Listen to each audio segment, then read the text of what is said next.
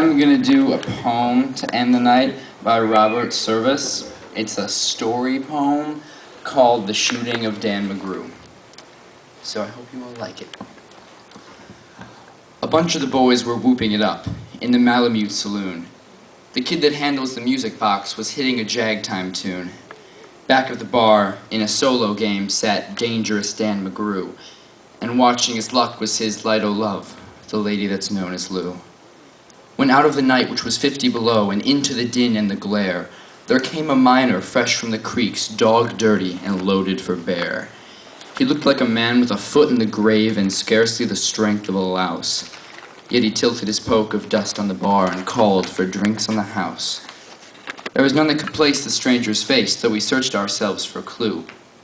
But we drank his health, and the last to drink was Dangerous Dan McGrew. There's some men that just grip your eyes and hold them hard like a spell. And such was he, and he looked to me like a man who had lived in hell. With a face most hair and a dreary stare of a dog whose day is done, as he watered the green stuff in his glass, and his drops fell one by one. Then I got to figuring who he was and wondering what he'd do. Then I turned my head, and there watching him was the lady that's known as Lou. His eyes went rubbering around the room, and he seemed in a kind of daze, till at last the old piano fell in the way of his wandering gaze.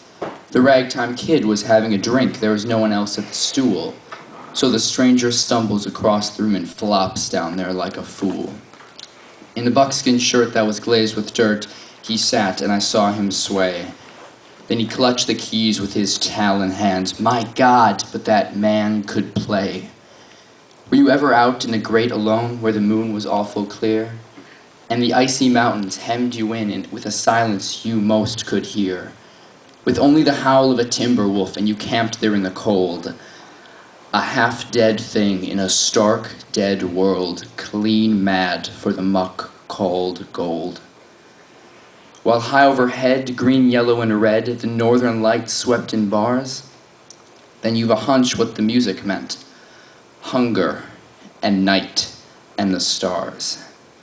And hunger not of the belly kind that's banished with bacon and beans, but the gnawing hunger of a lonely man, for a home and all that it means. For a fireside far from the cares that are, 4 walls and a roof above, but oh so cramful of cozy joy, and crowned with a woman's love. A woman fairer than all the world, and true as heaven is true. God, how ghastly she looked through her rouge, the lady that's known as Lou. Then on the sudden the music changed, so soft that you scarce could hear, but you felt that your life had been looted clean of all that it once held dear. That someone had stolen the woman you loved, and her love was a devil's lie. That your guts were gone, and the best for you was to crawl away and die. 'Twas the crowning cry of a heart's despair, and it thrilled you through and through. I guess I'll make it a spread misere, said Dangerous Dan McGrew. The music almost dies away, then it bursts up like a pent flood, and it seems to say, repay, repay, and my eyes were blind with blood. The thought came back of an ancient wrong, and it stung like a frozen lash, and the lust awoke, to kill, and the music stopped with a crash. Then the stranger turned, and his eyes they burned in a most peculiar way. In a buckskin shirt that was glazed with dirt, he sat, and I saw him sway. Then his lips went into a kind of grin, and he spoke, and his voice was calm. Boys, he said, you don't know me, and none of you care a damn.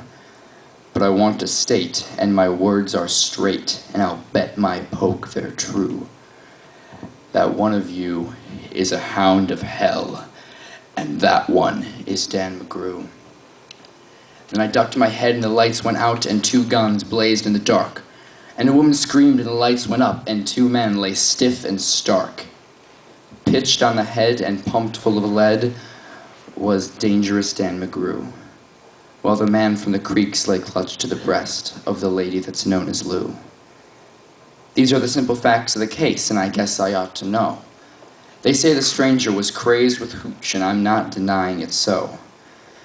I'm not as wise as those lawyer guys, but strictly between us two. The woman that kissed him, pinched his poke, was the lady that's known as Lou.